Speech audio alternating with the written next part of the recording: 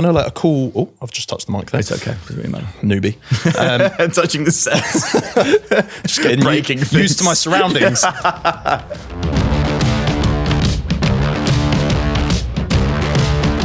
Hello, welcome back to the episode of Kickpoint, the Golf Gear Show. Thank you for your company once again for another exciting week. My name is Dan, and for the first time ever on Kickpoint, I'm not joined by Joe the Pro. Sam, hello. Hello. Who are you? Who am I? Oh, I'm not Joe. No, Joe's hurt his back. Yes. So can't make it to this week's shoot. So we've got the delight of Sam for the next 3 episodes, and I'm going to come on to what we're going to be talking about in a bit. But introduce you, because we've spoken about you quite a lot on the pod, in nice terms. I've been referenced. You have been referenced, because you are Fairway Woods tester and all that good stuff. So who are you and why are you here? The man, the myth, the legend. Yeah. I am obviously I'm rounding off the gear team, as it were. Us 3 plus Mr. Tadman. Joel, our boss. And so I look after basically all the other bits of gear, hardware, that Joe doesn't. So Fairway Woods, hybrids, wedges, putters. Yeah. Quite a lot. And then we split golf balls. Yeah. You split golf balls. It feels like a lot. You've got like joint custody of golf balls in our testing team, which is quite a funny every relationship. Every other week we hand them over. It's just how Joe gets one weekends, you have one weekdays. Yeah, good stuff. So thank you for joining us, Sam. It's kind of a perfect time. I'd never want Joe to hurt his back deliberately. No. And it is, he's lost his 33 episode streak with this. But it gives us a perfect opportunity this week to talk about the best fairway woods, because we've done release season now, right? Yeah. And we sort of referenced fairway woods, but neither of us have hit them. So we've now got time to properly sit and talk about all the fairway woods that have come out. Everyone knows the brands and the new models by now. So we're going to dive really deep into that. Next week, we're doing hybrids, you and I. Yes. The same thing. And then the week after that, we'll do putters. Exciting times. It is. So settle in. Sam's here for the next 3 weeks, but it's a perfect opportunity to sort of dive a bit deper while Joe's away getting his back fixed. Yeah, we hope he gets back up to scratch We soon. do. He is considerably older than both of us, actually. Yeah, he is. He could be our father. Or maybe not. Whoa, no. Probably not. He'd be a very young father. He would be. Listen, things happen. It would need to be investigated. Good stuff. So that's all coming up this week. So big chat about fairways and an Ask the Pod from Ben Ward. Hello, Ben. Thank you for getting in touch. This one's about his bag setup, Sam. And I like going into these bag setups. Very, very detailed. I'm looking forward to it. But before we get stuck in, because this worked last time, doing this at the top of the episode, I'm going to plug everything that we do. Hello, if you're watching on YouTube. Thank you for joining us on that platform. If you could just one little favour while you're there, if you're enjoying it, if you're enjoying us, press that little subscribe button. Doesn't take anything, does it, Sam? No. Doesn't take anything simple, to do that. so easy. Really helpful to help this channel grow, to help us do more great content like this, to get bigger and better guests on the show as well. So if you are and haven't already, please press subscribe. I did that last time and it worked really well. A lot of people did it when I did it the last. So thank you if you have already. Keep tagging people. At the top of each episode. And if you're listening, hello to those listening in the world. You are still very much part of the process. You are. We're very prescriptive about this. If you're not watching, we like knowing listeners. You're listening. We do. So. We do. It's comforting to have you there. Exactly. Review us, please, on your platform of choice, whether that's Spotify or on Apple. Give us a 5-star review. Again, I've seen them kind of not flooding in, but trickling in recently. If you have written one, really, really appreciate it. And again, it only helps us grow. Lastly, remember you can email us for any Ask the Pods or any correspondence, any hellos, any criticisms, any thanks. That email, Sam, is kickpointpodcast@futurenet.com. Perfect. That's kickpointpodcast@futurenet.com. I would just like to point out that I cannot be the criticism for replacing Joe in this. No. So I don't want to hear it. This is you can't be doing that. I've sucked in January transfer window. It's a little loan. It's a late loan move. Little emergency loan, yeah. We've come in for it. And we are filming this on January 31st, which is it deadline day today? No, it's on Monday, isn't it? Beyond my pay grade. Yeah, I don't really know that. Anyway, do get in touch with us. So that's the plugging out of the way. The studio's had a bit of a zhuzh. Check out behind my head, Sam. Odyssey. It's almost like a pointer display you'd see in a store, but we've got some nice head covers behind my head. Very cool. Some limited edition. Big fan of the Cinco de Mayo. Yeah, you like that Cinco de Mayo blade one. Yeah. I like this sort of cowboy sunset one. Yes. Very you see that on the camera, Johnny? No? Can't see the Cinco de Mayo one. That's okay. That's above the shot. Maybe I'll put a picture of that up for folks to see. So thank you for Odyssey for sending those. I've got some new stickers on my sticker board. You do? Which is always behind my head, conveniently. So you may never see it, but I know it's there. So some Under Armour stuff, some stuff from Seed, a little hot dog from a hot dog stand I saw in America. And talk me through the little iron head, Dan. Oh gosh, the iron head. Thank you, Sam. For those who listened to the PGA show episode that came out 2 weeks ago now, this is my 3D printed Cobra iron head, little plastic keyring thing. Very, very cool. Cool, isn't it? Yeah, big fan. I really like it. So that's going to stay up there. I do want to talk about your hoodie. Please do. All right, Sunday Red. So for those listening, Sam's in a lovely navy Sunday Red hoodie. It's a real piece of... It's art. Really nice. It's a piece of art. It's Talk me through that. How did you get hold of that? You didn't pay for it, did you? Like a mentalist. I did not. I was very fortunate. I went on a trip to the Kingdom out in California, TaylorMade's headquarters. Me and Joe were very jealous of this one. Who do not know, yes, I was rather ecstatic when I found out I was making this trip over to San Diego. I went there for the launch of QI35. So, right. As part of the seeding process, I was given this delightful Sunday Red hoodie. As part of the buttering up process. Exactly, yeah. It's worked. And, no, I'm joking. It's a very nice hoodie. It's heavy. It feels premium. I think we've spoken about this off the pod, that Sunday, it looks better in person. I was just about to say that. Do you remember when it launched and everyone was a bit like, oh, the what's logo. that all about? So is it Puma? Is it Slazenger? Why is it like that? Yeah, it now kind of starting to make sense the more you see it. It does make sense. And this stitching on it just makes it kind of stand out rather than just like a embossed logo on there. I think it looks really premium. New favorite hoodie. Big Sunday Red fan. Nice little on-off course job as well. Exactly. I've got the shoes. I had the shoes arrive a few weeks ago now. And again, I'll speak about these in more detail in a few episodes, I imagine. I've not worn them yet. Really nice as well. Again, they look premium. Everything looks better with the Sunday Red stuff in person, I think, because it is top of the market stuff, and they haven't. Very excited to see like the full corners. Kind of launch come to fruition. I think there's a drop at the start of February, so listeners and viewers might have already seen that now. There's a whole new drop coming, so that's quite exciting. I am wearing some more Under Armour stuff with toothpaste down it. Sorry, Under Armour, not making your nice stuff look as good as it can. The Moving Day collection, Sam. Under Armour really good at this sort of stuff. Big fan. Let me. Yeah. I'm turning my back for those listening to show you the back of the hoodie. What do you think? I like it. They do a really good job with this. I'm really into I think Joe mentioned this a few weeks ago. Like, I want people to know I play golf because golf's quite cool now and I like having it on and off the course, but I don't want to be wearing a quarter zip. I feel like there's something to be said about golf brands making off-course apparel. I'm all for it. Like you said, golf's becoming cool. Yeah. You know, early adopters, obviously. We were there before anybody else. And I just think Under Armour do a good job at, you know, they're obviously like an athlete kind of brand, do a lot of gym wear, off course stuff anyway. So when you combine that with kind of like a cool, oh, I've just touched the mic there. It's okay. Doesn't really matter. Newbie. Touching the set. Just getting used to my surroundings. Yeah, I like the scripted kind of, you know, text on there and everything. It's cool, man. And I like the colour. Yeah, I do. Sandy. What is that? Like taupe? Is that a word? Taupe's a good word. Is that I don't mind that. Is that a word? It's a word. I don't know if it's the colour. I don't know if it's the same colour. Is that the same colour? Plot that one out. No way, to be honest, Dan, but I like it. I like the hoodie. I'm into stuff that like gives a little nod to golf. It's like, yeah, I'm a golfer, but I'm not going to rub your face in it. I'm going to wear something cool.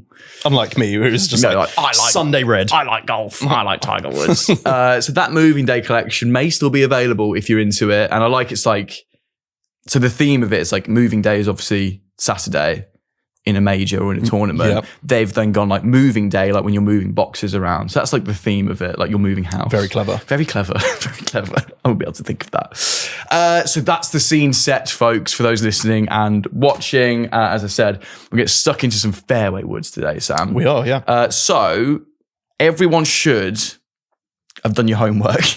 You should know all the brands and the models by now. If you haven't, that's fine. We're still going to be pretty prescriptive about this, but obviously me and Joe have gone through the whole release season, going through each and every brand. We've got them all here today, Sam. Mm-hmm. You've tested them all. So for those sort of shopping around for a new fairway wood, this should be the time for us to basically set the stall out here. So we're going to work through some of the main categories: looks, sound and feel, forgiveness and distance. So what you've done very cleverly, I think, here, which is good buying advice for folks, is which model you should buy if you're X, if you want high launch, if you want low spin, if you're trying to fight a slice. Exactly, yeah. I think in the past, we have kind of dived, when we've gone into reviewing product and doing our best of videos, obviously we offer good buying advice, but a lot of it is based on our opinion. And while that is the case, we wanted to kind of dive into the kind of performance a bit more and really provide some good insight as to what people should definitely go for. If you're a slicer of the golf ball, you definitely want something that's draw bias. These are the best ones that are going to promote right to left ball flight or anti-slice. Yeah. And rather than just, top line, we wanted to go a bit more in depth, best off the tee. Some people like an alternative to driver off the tee. And so what's going to offer, lowest spin and launch, get you out there, get it rolling out there a bit more, give you a bit more distance. So yeah, we're going to dive into that. And it's tricky. So for those who don't know, Sam's a very good golfer. What's your handicap, Sam? I'm playing off +3 at the moment. So, and that's fine. And good for you. Do you know what? I'm probably not playing off +3 at the moment. My handicap says it's +3. Okay, it's winter in the UK. I'm not playing a lot of golf. Sam's a very good golfer, and it's funny because I find you and Joe are both proper ball strikers, right? And we all know that. And I think you're in the perfect place to test golf clubs. We get a couple of comments on our YouTube videos saying like, but this isn't me, right? I'm not seeing me on the screen. I want to see a 12 or an 18 handicapper testing them. I don't think that golfer's in tune enough to understand kind of what the club does. What we're going to do here is get a good ball striker, you, with knowledge about golf clubs, to understand exactly what each of these fairways do. And then we're going to give the advice to you, the higher handicappers out there, because you're all going to be higher than him, I'm afraid. Sorry. Which models to buy, They might not be. Well, good for you. Email us if you're not. Wouldn't it be great if we get some, super elite flushers, elites? What we get pros, non-contracted pros diving in to kick point to see what fairway they should put in the bag this year. If you are that person, email us. Yes, please do. We'd love to hear from you. Right, so let's get stuck in. Where do you want to start, Sam?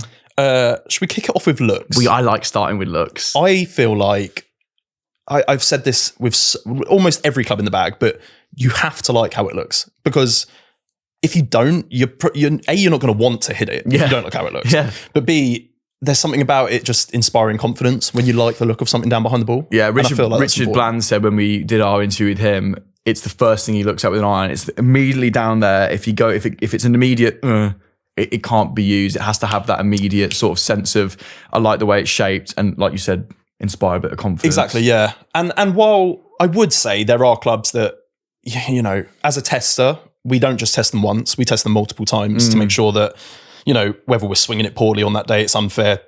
I mean, luckily enough, we go to Foresight and we do all our testing there using GC quads. So we get all our data indoors, but we do multiple tests outdoors in order to kind of gain perspective on how that performs when we're faced with the elements, different lies, all that kind of good stuff. Yeah.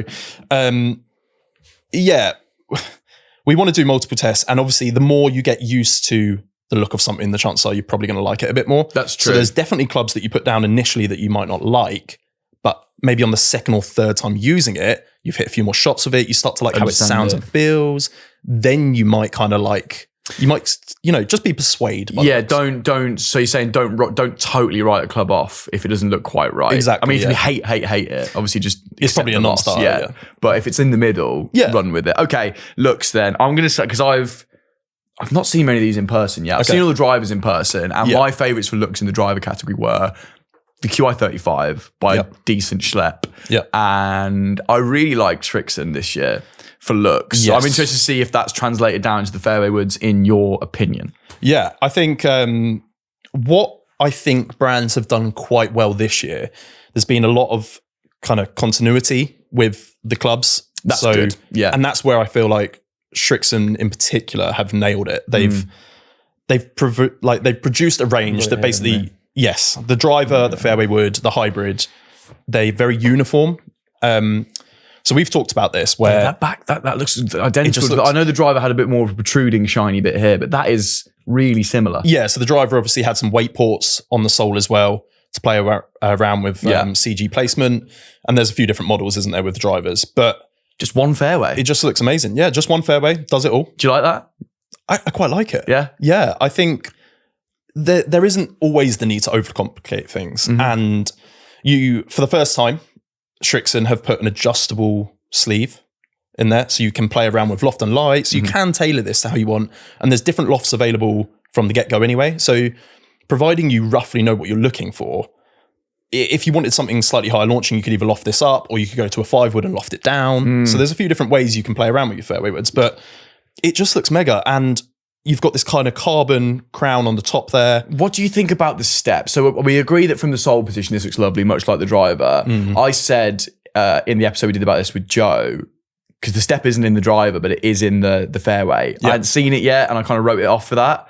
It isn't that bad in person, Sam. What do you think of this step in the crown, and why is it there? So I feel like this is one of those that it will divide opinion, but this is one of those that we just talked about. While you might not like it initially, the more you put it down, like, it doesn't intrude on your eye too much. It's not so I threw this back to, I compared it to when Cleveland brought out the original Highball, and there was a significant drop from like that top line down to the back of the head. This isn't that. This is quite a subtle step, really. And the mat, I think, kind of disguises it quite well. Yeah, because you've got the mat on the front, and then you can see, we'll put imagery of this if you're watching on YouTube. You can see the drop of it. But then it goes into that carbon effect. So your eye's kind of trained to two halves of the club anyway. Exactly. And that line doesn't make much of a difference to me. I'm impressed with how much that isn't affecting me. Yeah. And that's all right. Bleep that, Johnny. Just hit Sam over the knee. So we like that. Yes, I'm big fan of that. Okay. The next one that we can dive into is, I think Cobra have done a great job this year. And it's one of those that I don't really feel aesthetically that they've moved on much from Dark Speed, but the DS Adapt range, I mean, it literally almost looks identical, but that isn't necessarily, more colour maybe a pop color, and exactly that. So they've got the different models. You've got LS, Max, and X, and each color is kind of symbolized by little dots of color on the head. So you've got the X, which is blue, the Max is red, and the LS is kind of this white, silvery kind of look to it. So it's easier to identify than the Dark Speed. I don't think that was pronounced enough. And when you're looking at them in the shop, they're kind of all at the same. Yeah. The LS is the only one that stands out because you've got the kind of dual weight ports at the front. Bringing the CG forward, basically taking off some spin, the idea behind kind of the smaller compact head. So yeah, I think DS Adapt carrying on that look, it's one that we can't really moan about because it just looks great. We liked it last year. It looks exactly the same in a good way. And like, I think Cobra have looked at that and gone, wow, I think we did a good job there. Onto a winner. Let's roll on for another year. Exactly, yeah. You can almost see brands not copying them, but leaning toward the as dark and as minimal color as possible. TaylorMade being an example. I know their grey is a bit lighter, but you know, these sort of dark tones, keeping it fairly neutral. Yeah, it's one of those that I think it can go one way or the other. If your performance, if you haven't done anything to improve the performance significantly, then I feel like the looks kind of need to change up a bit just to offer something different to the consumer. But at the same time, if you are offering that performance and the looks were a hit last year, you can kind of run with it a bit. Like we said, that I think the Cobra looks great, and they've obviously got this future fit 33 hosel, the same as the drivers. So what's your opinion on that? We spoke about, this was a while, this was December this came out now, so it feels like an eternity ago, but me and Joe loved it. We've now since seen some other reviewers say it's too complicated, which I don't personally agree with. It's too complicated. How do you, as a fairway and hybrid tester, because it's in the hybrid as well, which we'll talk about next week, how did you feel about it? That the fact now in a fairway wood, you can alter loft and lie without A, changing the face angle, or B, altering each other. Like we briefly talked about, some people play fair, some people don't use drivers. No. So like, you would be really disheartened if you were a fairway wood player off the tee. You know, you feel like you could hit more fairways, whatever it may be, whatever the reason is why you're using a fairway wood rather than driver, you're going to want that adjustability that the driver offers because that's your club that you use off the tee. So I don't think it should matter. And that's where they've done a great job with that. Do I think it's overly complicated? 33 is probably a little bit of a stretch, honestly. I mean, I like the fact it offers slightly more than, other brands slightly. We've gone opposite ends of the spectrum here. Yeah. But do I don't know. I don't actually think it's that. It sounds a lot. But you're only going to be ever, as a golfer, right, probably in 4 or 5 of those loft settings. Exactly. Because you've got a certain shot type. Exactly. So and though there are 33 there, I don't think it... If you do end up using all 33, see a doctor, because like, how can you swing it that differently week to week? Yeah, but you're in, you've got bigger things to worry about than your fairway wood setting if you're switching, across the compass here. But I think it's actually quite easy to use. You've got a QR code etched in on the hosel, as does the drivers and the hybrids. I like that. Scan it with your phone and it pops up with a chart. And it's pretty easy to decipher. It kind of works as if you're looking at a range, kind of downrange. I know Joe's talked about this before, but we'll have to talk about it again. Exactly. If you hit a high slice, if you're someone who wanted to hit a high slice, let's say, your kind of chart setting would be top right as you look at the chart. Yeah.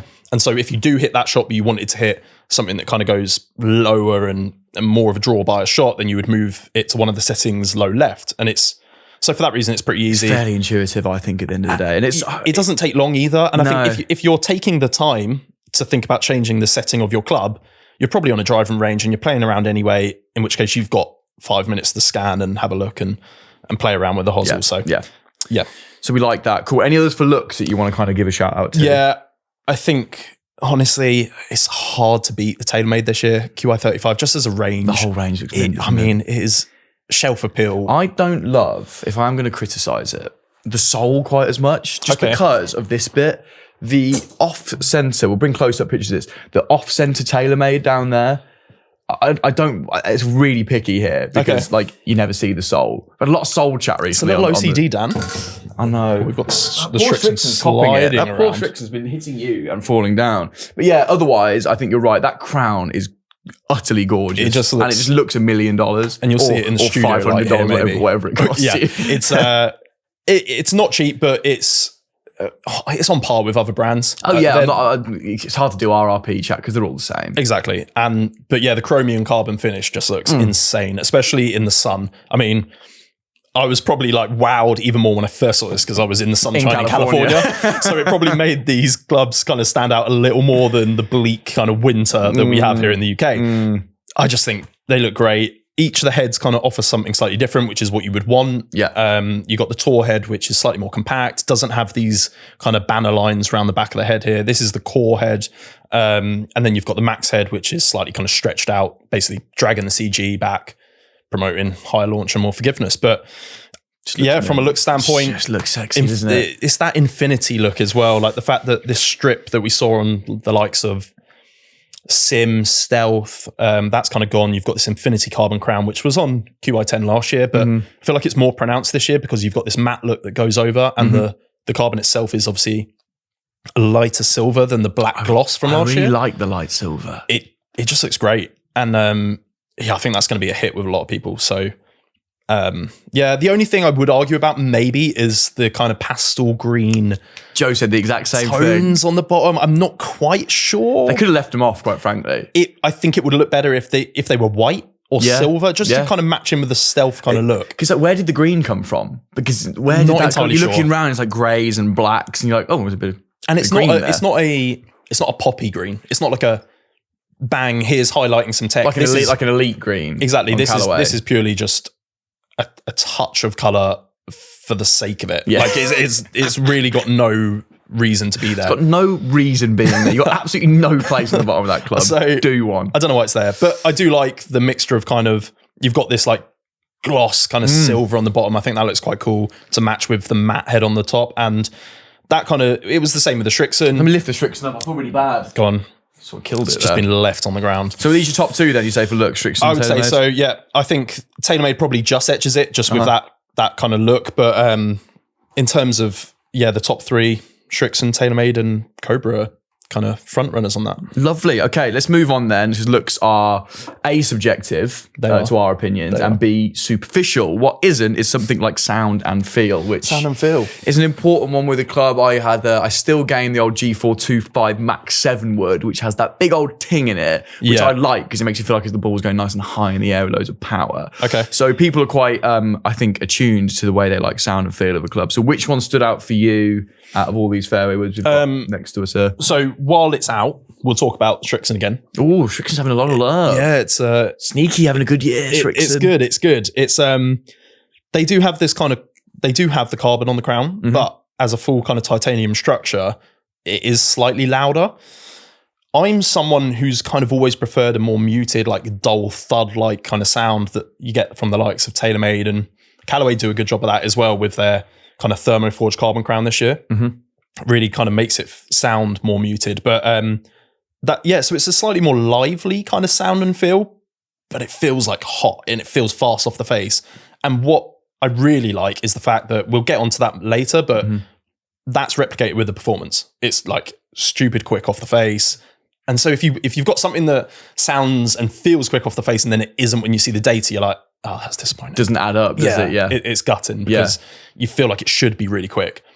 The Strixon does that. Does it all? Yeah. And it, like I said, I'm not someone who kind of likes that livelier sound typically, but I can make an exception for that because it kind of ticks all the boxes at the moment. Like we've talked about the looks, it looks great.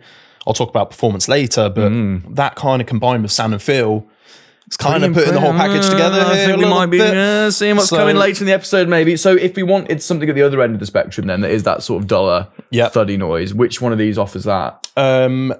Titleist. Yes, we must remember Titleist, by the way, because they came out in August. Yeah. So we've got to remember them as part of this new crop as well. They were in, so GT. They were an early birth. They were, weren't they? And GT, we do have it in the bag here.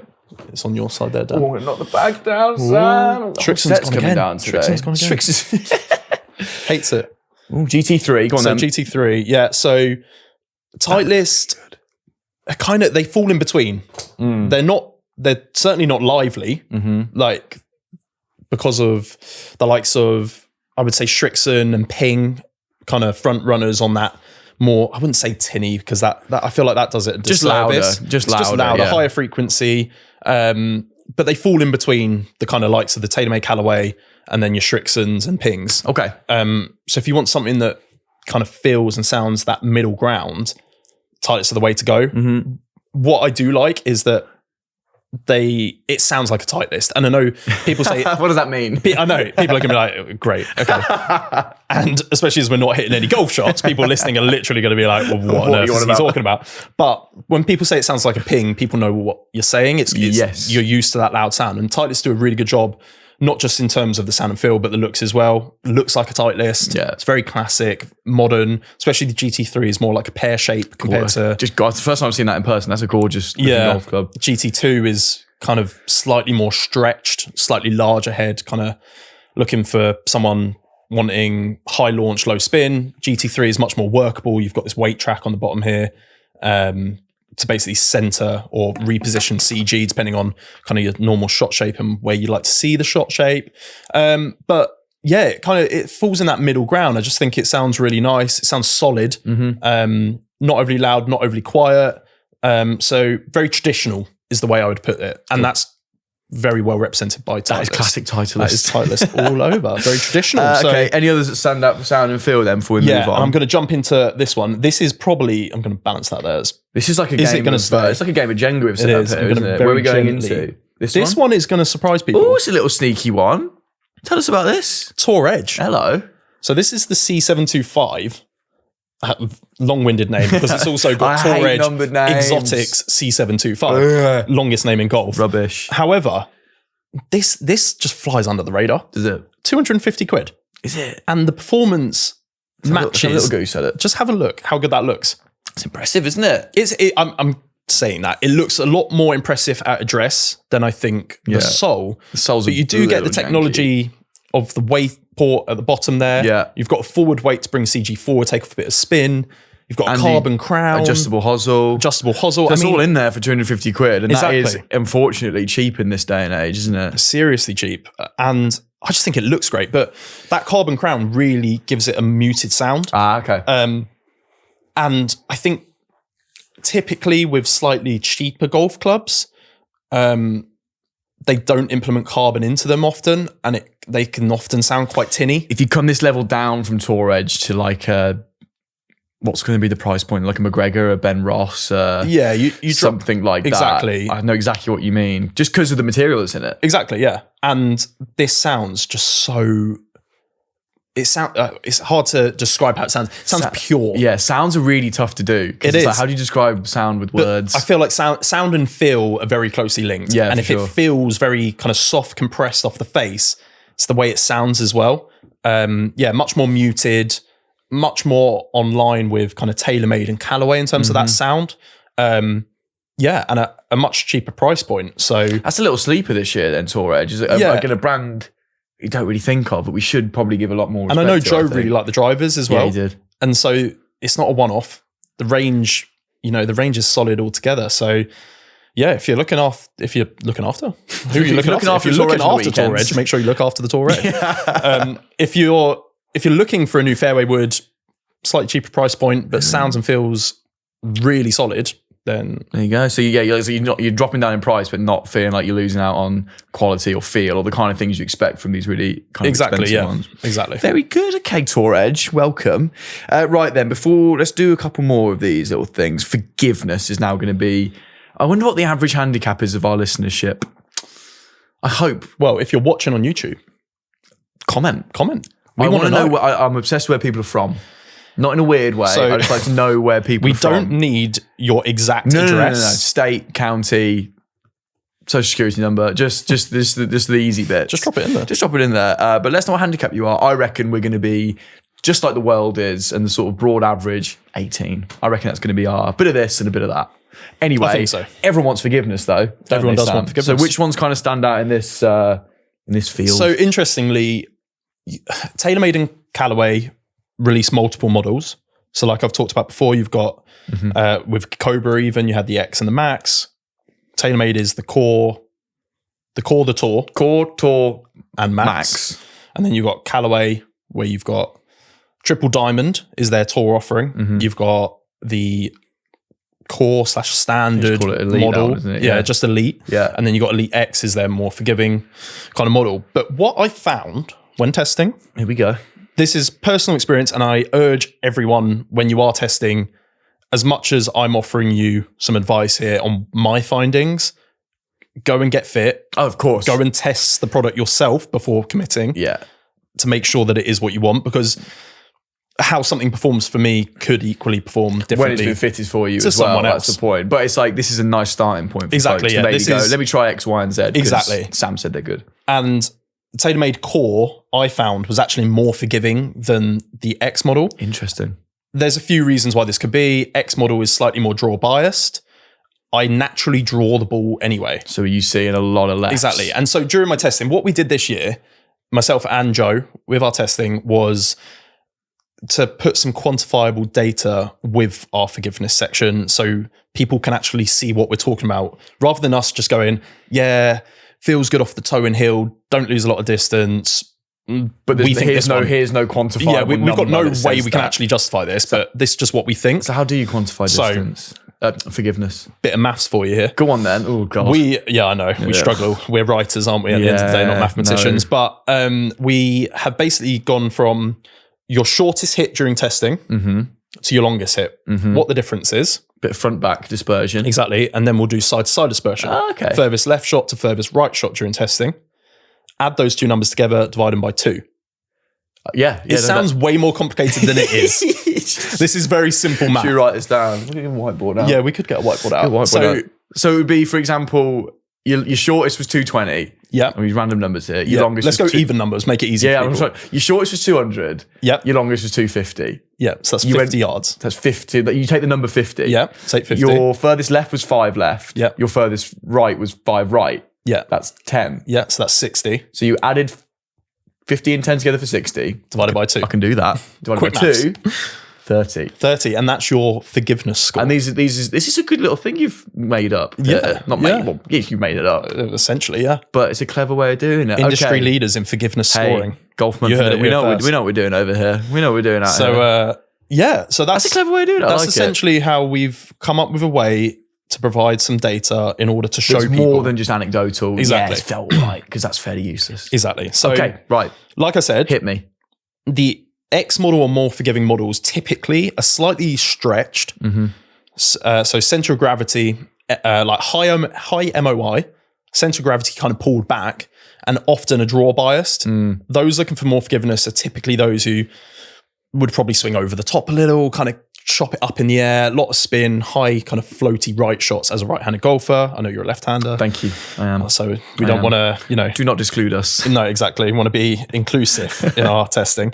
But so the X models for me, I just found like my third, they did go left, which is a good thing. They did what they're designed to do, right? Exactly. So that's what we standardized our testing this year. Yeah. By basically putting a neutral shaft into all the heads, thanks to Over the Top Golf. They gave us kind of an all-fit adapter so we could put the same heads in one shaft. And that way we're standardizing our testing as much as possible, trying to prove that the head does what it's designed to do, not just us doing it. Take the variables out as much as possible. Exactly. Yeah. And so while a lot of them did move left on the more forgiving heads, I did find some would kind of overdo it a little too much. And then I would get this is definitely partly user error. I am not a robot. I am not Ludwig Berg. And I do miss the middle of the face often. So I did hit the odd one right. Yeah. So did that skew the results for these X models or these Max models just because? I wouldn't say skew because it is what it is. And all our testing is done in that way. And so whatever data comes out of it. But at the same time, there was a big left in there. By all means, that's what it's designed to do. Equally, it's only ever going to move left. So there was the right one in there. Whereas I just found the core model had a good balance point.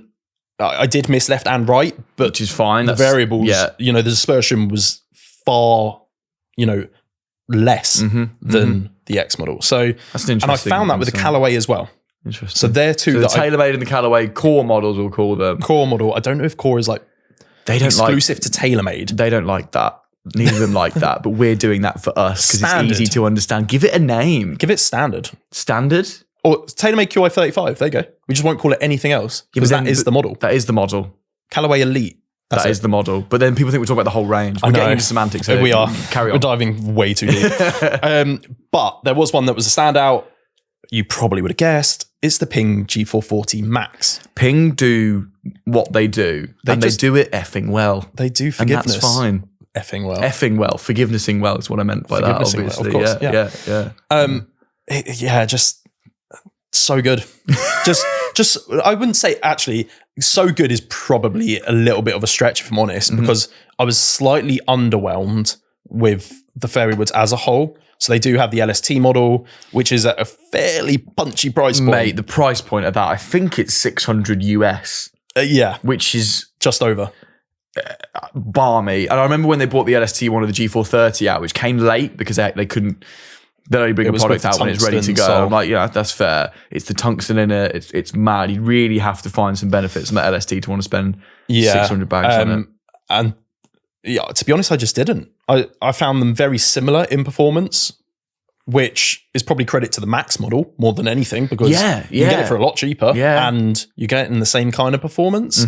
But I just found, from like we've talked about there with our testing, front to back, left to right dispersion was just really solid, like just so consistent. Yeah, I've popped them both in. I've got a 7-wood and a 3-wood in the bag, and they've just improved. I know it's on the higher pitched end of the spectrum noise-wise, but they've definitely improved it from previous generations. Exactly. So we've got the Carbon Fly Rat this year. Brilliant. And it's just made the whole product sing, which made that Max model sing a little bit more. Exactly. And as you said, probably brought it a bit closer to the LST. Not close in performance, but similar, I guess, actually. Yeah. For less money. Definitely sound. The looks sound the same. and feel, the sound has come on significantly. And then that dispersion. But I mean, it is Ping in a nutshell, that, isn't it? Exactly. I think they'll be proud of that. That's the way they work. They try to make golf easier for people, and that sounds like it to me. I think so. And one of the ways they did that was they basically incorporated a slightly taller face, which might seem weird from a fairway wood point of view, but ultimately you don't actually lose that performance even when it's struck slightly at the bottom. And it's made, the bottom performance is much better, and then it's easy to hit off the tee. You got a slightly deeper face, so if you are using it as a tee club, much more versatile, way more versatile than the G430 was. So I think they've spotted that and made some nice improvements. Yeah. And they've incorporated a new free hosel design as well. So took a load of weight out the hosel, redistributed that further out in the head, increased the MOI. therefore you've got a more forgiving club. And they've snuck a cheeky little forward in the Max model, a little 16-degree forward for you retro guys and girls out there. I like it. For gapping, I really like it. I think that's it. Like, don't put something in for the sake of it, but if it, like you just said, if it suits your gapping, then it's quite cool now to an option. I've got a forward. And like, all right, rather than changing something, exactly, you've got something slightly different. A bit different. I wonder if that just gets people. Have you done that with your 7-wood, Dan? Yes. Yeah, I have. Right, okay, forgiveness tick. We like that. And Yes, I enjoyed your little metric there. Well Thank you. I might get Joe to talk about that with his drivers when we do that in a few weeks. Lastly then, before we come on to some what you should buy ifs, which I like this bit, but distance, we all want more distance, don't we? We do. What were you sending out there, big man? Big man. Do you know what? It's not the first time I've been called it. I ate a lot over Christmas. Yeah. Oh, like that. Oh, right, for years. Yeah. My mind was going. Distance. There were a few that were standouts. In terms of, I basically kind of incorporated this with some of our like lowest spinning because they kind of run in the same wave. Yeah. So if you've got something that launches at a good angle with low spin, we all know kind of high launch, low spin. That's kind of the key to distance, providing you're hitting it out the middle of the face. But yeah, the Callaway Elite was really, really good. On average, I was kind of seeing 258 yards of carry off the deck, which is... God. Everyone, just pause for a minute, everyone. I'm sorry about him. Sorry about him. I can't hit my driver that far on a warm day with a stretch. Yeah, it's a big humble brag. You get it out there. I'm just trying to give some data. Oh no, sorry, I was just going to say. It sounds awful, and I hate doing this. I flicked it out there, 258 with a 3-wood. Yeah. This is fine. It's all him. He did it all, so it's fine. It's all in context. It is what it is. Carry on. Exactly. I'm not saying everyone is going to then hit it 258. Guaranteed. So I found that Callaway Elite to be really, really solid performance-wise in terms of the distance. The driver was the same, wasn't it? I think Joe was saying exactly the performance was really good from them. I know they don't look the best, but they get out. Yeah, the looks divide opinion, don't they? Divide opinion. That's fine. We're talking about distance here. Sorry, yes. So if you're purely after distance, boom, Callaway Elite. And I actually think the Fairway woods look, again, better in person than the images that circulated online. So I do urge, again, people to go and look. Do not rule it out. Do not rule it out just because you've seen a picture online that you might not like. Yeah. GT2 tight list. I've talked about this a bit earlier when we talked about GT3. It's they've done a really good job, tight list, in actually kind of flattening the face a little. I found GT2 last year stood off the ground quite a lot, and when hitting it off the deck, it looked a bit touch and go. It started to get into the realms of like you felt like you could only hit it out the bottom. Yes. Which is not a position anyone wants to be in. You want a bit of versatility to that fairway. It's a tricky balance for these brands, I think, designing a club that can be used off the tee and off the fairway when it does get used quite a lot. I found that I put a mini driver in the other week and I put that on the deck. I'm like, I can't use that. It's going to be a tee club only. I'm not saying this is anywhere near that, but you want to feel like it's going to get up in the air and you're not just going to thin one, basically. Exactly. But I would say, just on that quick front, mini drivers, they really surprised me in that, because they look as if you're almost just hitting driver off the deck. But when you hit it, it didn't feel like driver off the deck. It's still kind of launched up. Yes, you get a little bit of excess spin because it's, slightly lower on the face than where kind of the center of gravity or projection point is. But for that reason, you do kind of get that height that you would look for out of the mini driver. But yeah, digress. We go back to GT2. Really good in terms of distance, high launch, low spin. I just found it to be really solid, particularly off the tee. Again, if you're looking for something off the tee as an alternative that you get, a lot of carry, but also a lot of roll after that, thanks to that low spin. Yeah. It's a great way to go. The one that kind of stood out for me was ZXI. Yes, we're back on ZXI. I'm just such a Strixon fanboy this year. I am. I'm totally just listening to you and Joe speak wax so lyrically about it. I said to Joe a couple of weeks ago on this, I'd never hit a Strixon club before. No. Which just seems insane to me. I say no. I was agreeing with you. I obviously have. It's like, I know you haven't, is where I was going with that. You have, and this stands out again. So we've mentioned it in 3 categories now. We have, yeah. It's like I said with the sound and feel, it felt and sounds fast, but it also was fast. Yeah.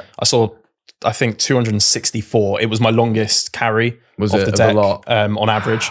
264, and I think it pushed over 280 total distance. When it rolled out. I not only got a lot of carry because of the launch and ball speed, but I also got a lot of total distance thanks to the run out up when it hit the deck. This guy gets it, doesn't he? The old Strixon. So they've kind of got some of the same technology as some of the previous models. They've got like the rebound frame and stuff like that. So they've been there for a while, haven't exactly. they? So that kind of 2 flex points in the face basically allow for really fast ball speed, even on slightly mishit shots, which is huge. So that's what we all want, isn't it? Really. Exactly. What do you think Strixon have done? Do you think they've just like been working and refining, and then this year just hit something with quite a lot of their product, haven't they? I think so, yeah. And like we said, like continuity is a big part of it. Yeah. If you're producing something that's got similar tech and looks in driver Fairway Wood hybrid, the range is just going to do well, and people are going to sit up and take notice. They've obviously got some big names in the roster as well, like Brooks Koepka, Matsuyama. We forget that. Shane Lowry. Yeah, we forget all of these guys.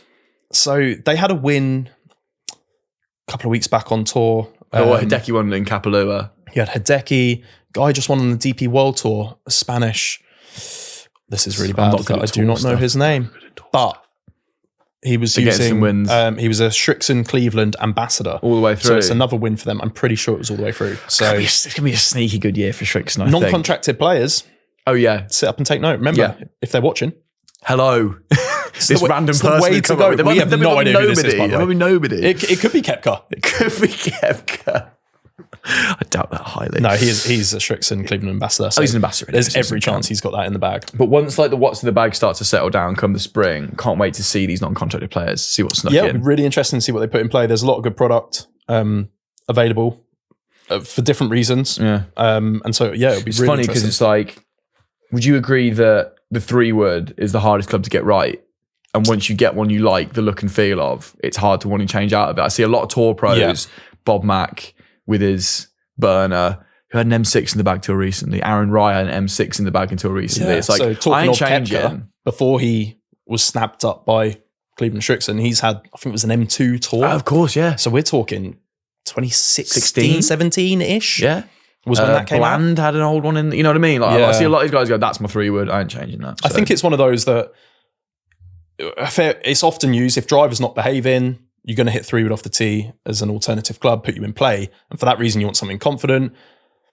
The longer you've used the club, you're going to be pretty confident with it. And therefore, it's just a hard club to get out of the bag. Yeah. We see that a lot with pros and amateurs alike. So, yeah, it'll be interesting. Interesting to see what makes it in the bag. Good summary there, Sam. Let's do a little what you should buy if. So if you're listening or watching now, you're probably going to have a niche you need to fill in this part of the bag. So we're going to run through what we think are the most common ones. What should you buy if you want the highest launch?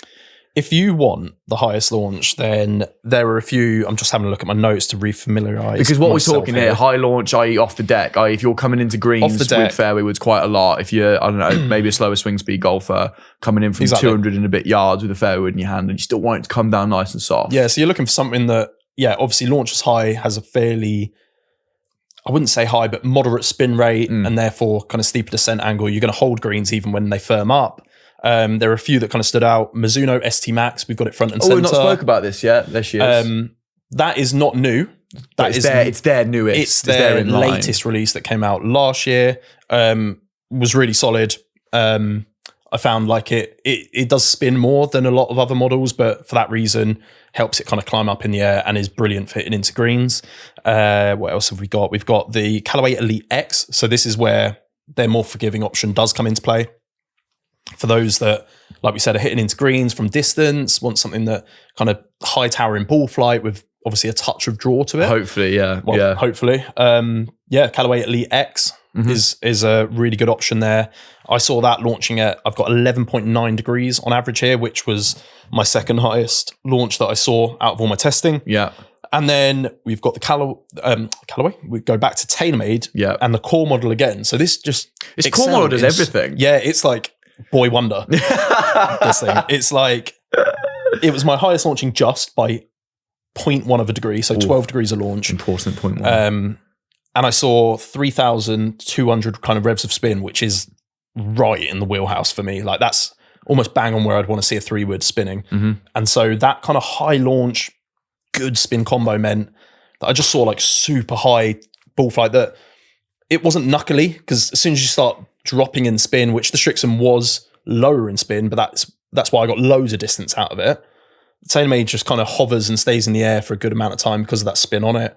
But yeah, really high launching, just real solid all-round performer there. Good work. 3 nice options there if you're approaching a lot of greens or want a bit of high launch for whatever reason that is. Other end of the spectrum then, Sam, low spin, bullets. This is for the person who probably is hitting off the tee quite a lot. Exactly, yeah. Who just wants a backup club. Or maybe don't hit driver at all. Exactly, yeah. We've obviously spoken about that as a fairway wood is obviously a common alternative to driver off the tee, and that's where your low spinning option is very similar to like we just talked about the distance kind of option. They kind of go hand in hand a bit there. Yeah. Cobra DS Adapt LS was like super low spinning. That was my lowest spinning model. Cobra often comes out on the low spin. Their low spin models are often very low spin. Exactly. Drivers, which I don't mind, right? Because it's designed got LS in the name, isn't it? Exactly. If you want something slightly more spinny, then you go for the X model. And if you want the complete opposite, then you go for the Max. So there's a few different options there. But yeah, the Strixon again, like I just said, was the opposite to that high launch kind of ball flight, 2,667 RPM on average, which is precise. That's pretty low. Like that's punchy. So maybe, I mean, I've got that in quite a low launch spinning shaft there as well. Yeah. That is the shaft that we use throughout my testing. That's Ventus Black Velocore 7X. So yeah, if you wanted something slightly more spinny, then you could probably change around. Even, you could even just whack the loft up on the sleeve there. In the red Fuji, give yourself a bit more of a high spin profile, a bit more launch. Yeah. Exactly, yeah. So, but yeah, Cobra was spinning about 200 RPM less than that. So, yeah, super low spinning, great options off the tee, or even if you play on like links courses, even if it's not off the tee, if you're hitting off the fairway and you're playing in a lot of wind or somewhere where there's not always bunkers, a lot of parkland or woodland courses do have like big bunkers in front of the greens as a mechanism of defense, whereas links courses sometimes you can kind of run it up, use the kind of contours around the green. So if you want something that's chasing up to greens as well, then low spinning option could be the way to go. Okay, cool. I've got one more on this, Sam, which is what you should buy if you want draw bias. Sort of already addressed this, haven't we? But which was the leftist? I've got a few. Okay. That are just going to blow people's minds here because go on then. Where this is very much, this could be a case of user error again. Like we talked about, I'm not perfect by any means. What's happened? What's happened there? This one really threw me off. TaylorMade Tour fairway wood. Their lower spinning, more compact version. Exactly. Okay, what's this all about? No idea. You tell me, Dan. You tell me. You just find you could hit. I found like I just hit it left. Yeah. And I don't know if that's a face angle thing. When I was out there for the launch, they did reference the fact that they got some tour player feedback that QI10 just started a touch right for most people. Not that it was necessarily fade bias, but the face angle was slightly open, and they just found a lot of shots fell right, and a lot of people were struggling to kind of close that face up and turn it over a little more. I wouldn't say that they've overdone it. I'm sure they haven't just auto-corrected and gone complete opposite way. But during my testing, I just found like I was just missing it left a lot. For whatever reason. Callaway Elite X is another one. Yeah. Again, we've talked about that before. Draw bias. That's that built in anyway. It's designed to do that. And then the other one that kind of I wasn't expecting was the PXG Black Ops. So again, this is a carry-on model from last year. But literally every shot in my testing was left of target line. So there's something in that. Yeah. It's not a draw bias club by any means, but just has a natural bias perhaps to want to go left. Or just on the day I was hooking the heck out of everything. So I mean, that's interesting because there you've got your classic draw bias models for higher handicap golfers who are avoiding that slice, which is your X models in whatever range it is. You then, I guess, got in the TaylorMade Tour, QI35 Tour. Yep. A lower spinning, maybe for a better player who wants to see a draw option, and that Black Ops somewhere in the middle. Exactly, yes. So I think that's what's quite cool about those kind of findings. Yeah, and that's why it's so important that we get some data, not just on the golf course where I'm, wind off the left and I'm trying to either hold one into it or ride the wind a bit. I'm manipulating ball flight based on conditions. When we're inside, it's all flat. We're just hitting away and what comes of it comes of it. So it's quite cool that we've got different models maybe that would suit different categories of golfer or ball striker. So I think that's really cool. There's so many, but there's so many for they're all not doing the same. They're not all doing the same thing. There's plenty of variance out there on looks, on feel, on forgiveness. So if we've missed any by the go for this one ifs, let us know whatever your category might be. Email us, kickpointpodcast@futurenet.com. I'll get you to answer that on a future episode at some point. Is there a winner? Do we want to do that? Because there is, by the way, I didn't reference this on the Golf Monthly channel, a sort of abridged version of this, like a 12-minute Sam giving it the best of. So you can go and watch that. I'm guessing you crowned a winner on that. We did crown a winner. Can you guess what it is? It's going to be between Strixon and TaylorMade. And because it looks like gosh darn good, I'm going to go for TaylorMade. It's not. Ooh. I have pushed the boat out a bit here. Go on then. Strixon. Bang. I should have guessed that. You had a 50-50. 50-50. I flipped a coin over TaylorMade. So Strixon won it overall. What a year for Strixon this could be. Yeah. So yeah, just the all-rounder of the bunch. And like you said, there's just one head. Just really quite like that. Really solid. Okay. I think it looks great, sounds great, feels great. It's fast off the face. Like I said, it is slightly lower spinning. I am choosing an overall based on my preference and what I would probably put in the bag or what would fight for it. It's definitely between kind of these two models. I haven't decided what's going in my bag yet for the year. So maybe we could do something along that, about that down the line. I think we should. We should do a you and Joe what Whitby for the year because you get to choose whatever you want. So it'd be interesting to see what you guys pick. Okay, well done, Strixon. Yeah. Good for them. Yeah. Top runners. Good work, Sam. I enjoyed that very much. Nice to get a lay of the land there at the Fairway Woods. Yeah, obviously, you and Joe have spoken about Fairway Woods so briefly. Very briefly. Reference me. So a couple of times we've literally gone we've finished the roundup of the models and gone, and there's also a Fairway. Yeah. And then we moved on. I felt bad. So now thanks for sorting that. All the watchers, listeners out there, hopefully get slightly more understanding on the lie of the land with Fairway Woods and which model they should potentially consider and if they're going to put one in the bag. If you don't know after that, you're going to be lost. If you don't know after that, if you don't know what you should be looking for after that, having listened to watch that, our YouTube videos, you could watch that. And if you don't know what you're doing after that, then good luck. Yeah, good luck. Okay, it's nearly time for Ask the Pod, Johnny. Not yet. And you are going to have to join in with the jingle, I'm afraid, Sam. First time. As a first time. I haven't done my vocal warm up. No, today, I did that in the car on the way down. So that's just useful. You learn it over time. You get there. But I need to. I've not done this for weeks now. Is plug the magazine, Sam. Yes. Golf Monthly magazine. Now, we are all contributors to it on the equipment pages, but there's so much more, Sam, isn't there? There is. Travel, features, tips, great rules section, great tips. There's also a rules section. Yep. Sharpen that part of your brain up, which I'm pretty rubbish at. Probably both awful at. I'm terrible. All of our equipment pages and Kickpoint listeners can get 3 issues for just £5, Sam. Can you believe it? No, I cannot, Dan. It's a pretty good deal. That is a really good deal, actually. Well, one copy is $5.99. So you're getting 3 copies for less than 1 copy delivered to your door. Makes sense. If you want to take advantage of this Kickpoint exclusive offer, head to www.magazinesdirect.com/Kickpoint. And that will be down in the description for those who want to click on it. Word of warning, it will auto-subscribe you.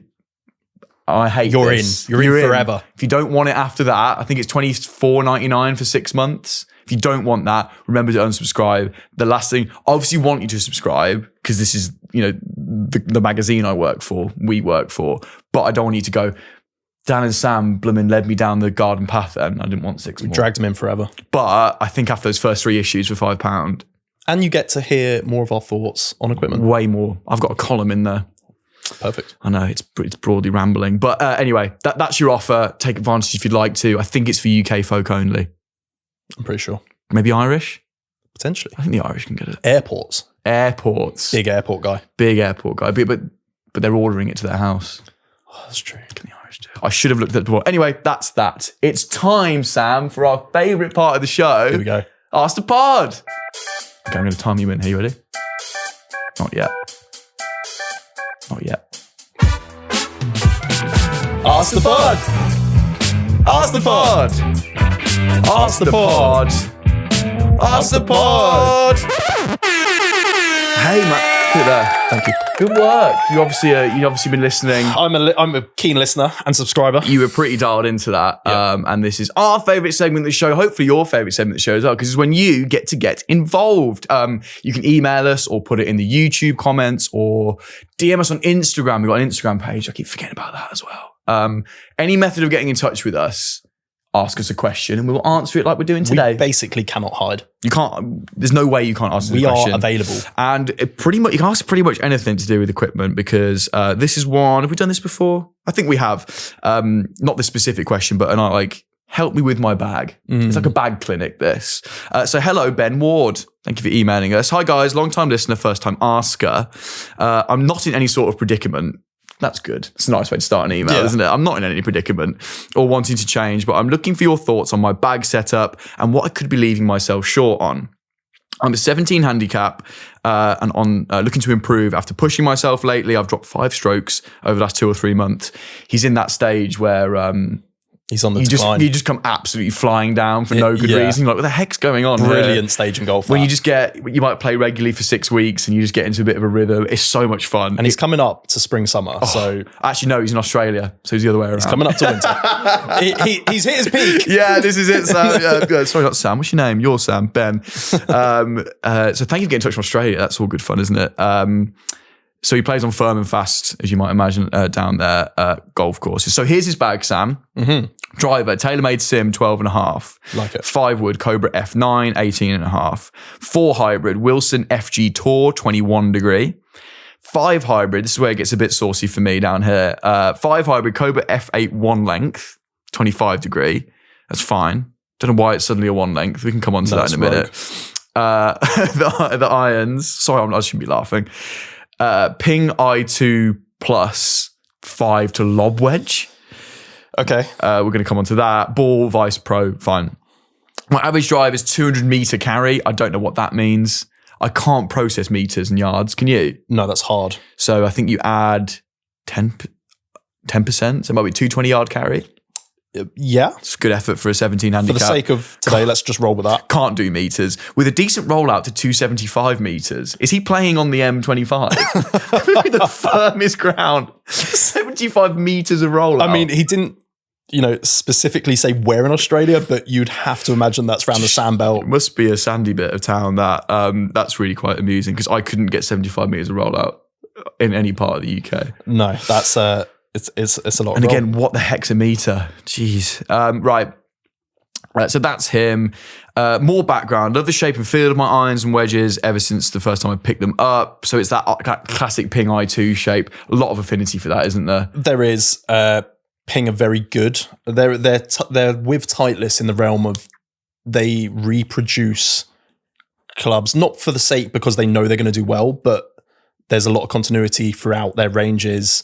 Like the hosel designs and all look quite similar. Yes. The head shape themselves look fairly similar. They just differ in like blade length. They've bought that i2 shape back this year. So those G440 irons, the 56 that's built into the set has got that i2 shaping on it and a bit of extra bounce. It's good out of the bunker. So it's like, that is a great old club, Ben. It's a really good old club. We'll come on to maybe it's a bit too old in a minute because that came out in the early 90s. Yeah, we went to twinkle in our father's eyes then, were we? And he's playing those clubs now. So he loves the look and the feel of them.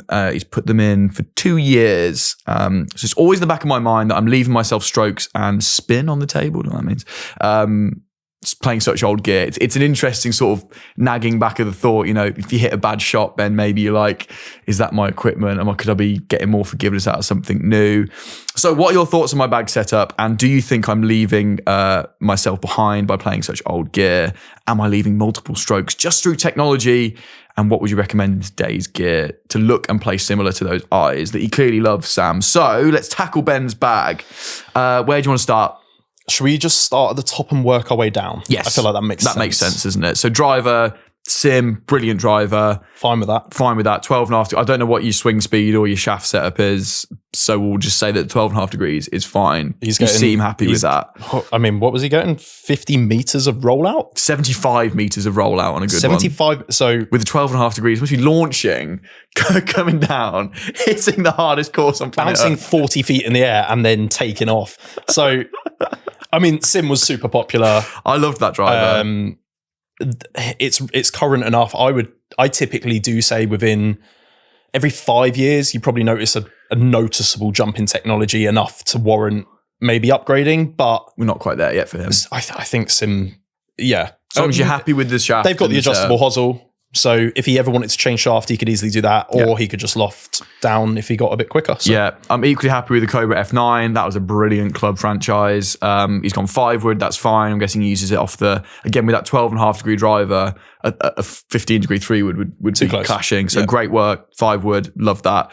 Wilson FG Tour Hybrid, I've got no major opinion about this. Again, gapping wise, I think that sets up absolutely fine. Yeah, that top end of the bag, like we talked about, Fairway Woods hybrids, they're kind of those clubs that people don't change too often either. There might be a bit of tech to be had or like performance to be gained out of a slightly new set, and we're doing hybrids next week, aren't we, Sam? So maybe tune into that, Ben, if you're looking to upgrade that. That's one I'd maybe look at, but if you like it, you like it. The 5 hybrid Cobra F8. Now, again, I like that franchise. Suddenly it's going to one length at 25 degrees. That might be a This feels like an online purchase. It does, isn't it? It's like, I want to try one length. I'm just going to gamble 5 hybrid, chuck it in there. And I don't know, is it 6 iron length? Set. The 1 length 6, Cobra stuff comes 6. In at? Yeah. So, I mean... It's not far off. He's not far off. He's a club out, which we're talking probably half an inch in difference in length. So there's nothing major to be worried about there. And I think one thing people neglect when it comes to fairways and hybrids is, especially a hybrid, like they're kind of like iron-like performance. You still want to hit down on the ball. They're not necessarily sweeping off the top all the time. So that kind of slightly shorter shaft might help him kind of hit down on the ball a little more rather than sweep it. So I don't have a problem with it. It's a bit of a rogue choice, chucking a 1 length in there when the rest of your set is But if you like it, matched up, go for it. He's not moaned about that exactly, one, so I'm happy to leave that in. Now let's come down to these irons then. Yep. Again, we just said, so 5 to lob wedge. So you're including your pitching wedge, gap wedge, sand wedge, and lob wedge as part of your iron set. For me, that's the most glaring thing. As a 17 handicapper coming down, you're a wedge tester. Surely, Sam, he should be in some specialist wedges at this point, with some different bounce and grind options. Ben, my man. Get a grip. This needs to change. You have to do something. You're a good golfer now. You're going to get better. You can't be using 30-plus-year-old 35-year-old wedges and irons. Ben, the technology has moved on so much that if your handicap is coming down and you're playing well at the moment, think how good it will be with some new technology that's actually going to help you. But also, what state are your grooves in? I hope he's got a groove sharpener down there. The drill has to come out, I think, to get those grooves sharp again. I mean, wow. So let's tackle why I think he should get at least specialist wedges, Sam. He's playing on hard and fast turf. Yeah. I think those I2s have probably got quite a lot of bounce on it. Surely you want I'd imagine so. Maybe the little less bounce to help nip it off those tight surfaces, for example. Exactly. So we don't have an exact idea on what wedges he's got. We obviously go 5 to lob. I'd imagine that goes 9 pitching wedge, maybe a gap or sand, and then the lob wedge. I'm not quite sure. In terms of wedges, if you do play on that, it sounds like with the amount of run out you're getting from your driver that you do play on firm, fast, fairways, greens. So you're going to want something probably with a little less bounce, something you can slide that club under, especially greenside when you're chipping over a bunker, go into a tight tucked pin. That is obviously very player dependent. So not only turf conditions, but also your attack angle. If you're slightly steeper, you probably do want something with a touch of bounce just to help you kind of get in and out the turf. If you're a sweeper, something with less bounce, but firmer turf, typically something with less bounce to help you kind of slide that club underneath, stop it dropping and getting that horrible kind of scold one over the back. So, and these are the scoring clubs. You're talking about a player now who's coming down from in his 20s, handicap wise, into the teens. Yeah. It's going to be harder to find these shots now, and get, you might not be hitting too many greens. If you can get up and down a few times more with some wedges that help you out a bit more, gosh, I feel like that's the key one where he's asked, what am I missing out on realistically? I think it's those scoring clubs at the bottom. I wouldn't mind him keeping 5 iron to pitching wedge and those ping I2s pluses if you really like them. Again, we're talking how are the grooves, how are the grips. It's also a big commitment, right? Like, it depends how much you're invested in improving, because don't get me wrong, that there's a hell of a lot of technology and something similar to those kind of I2s, I guess. It's really hard to get something similar in today's world. There's nothing quite like it. The look, there is nothing quite like an I2. The look has changed so much within irons. So you might not like the look of new game improving irons. Exactly, but you will get there will be a lot more consistency in terms of ball speed across the face. Something like the i530 is probably somewhere where he should probably look in like that kind of range of club. There's a lot of forgiveness to be had there still, but they kind of have that slightly more players look to them, where someone in their kind of late teen handicap, someone improving is going to see loads of performance benefits out of those clubs. Yeah. Obviously that comes at a cost. Yeah, of course. But I don't know if you've got anything to invest in here, Ben, but I guess if you are thinking about saving up, you and I agree here, check those irons out, check those wedges out. I'd be going... definitely the wedges. Definitely the wedges. That's the one. Maybe 3 wedges. Yeah. Just buy 3 wedges. If you can't invest too much, then your next purchase would be figure out your gapping with them. And then I'd look at that 5. So you've got a 5 hybrid and a 5 iron at the minute. You could maybe just get the i530s in 6 to wedge if that gapping between your 5 hybrid and the 6 iron works well. Those are the key areas. And I think, gosh, again, that exciting number at you coming down, there are some really nice gains to still be had here with a couple of equipment tweaks. Exactly. Yeah. It's a nice little diagnosis, isn't it? That was good. I like this. Please send it if you're fretting about your equipment and your bag, send it in. We could be the bag doctors. We are. Dr. Kickpoint, isn't Dr. Kickpoint is here to look after you, free of charge, free at the point of delivery with the NHS for golf clubs. To obviously subscribe to the podcast, of course, which is totally free. All the other good stuff, totally free. Just subscribe, reviews. Doesn't take long, and we'll diagnose your bag for you. So thank you, Ben, for getting in touch down under. It's probably offensive. And that's a good Irish accent done. And jokes on you. Winter's coming. We're getting spring. I'm sure they're changing. Maybe Ben will come over here for a game. Hey, now we're rolling into spring, summer. We're open for service, and bring some new wedges first. Yeah, please. So thank you for that. And if you want your question answered on Kickpoint, email us kickpointpodcast@futurenet.com. Sam, that about wraps it up for this week, buddy. How was your first time? Everyone remembers their first. Was it okay for you? This was brilliant, unlike my first time. So, we're off to a good start. I'm glad Dan. this was better than that. I'd have been really worried if it was somehow more awkward than that. So well done. And thank you. Thanks for having me. We're back next week, you and I, for a hybrid chat. So again, very similar setup. We'll do hybrid chat. We've got another brilliant Ask the Pod. It's nice and fun, isn't it? It's brilliant. Well done. So thank you for your time today, Sam. Thanks, Dan. And thank you for listening and watching. We appreciate it very, very much. That's it. We'll see you next week. Ta-ra. See you next time.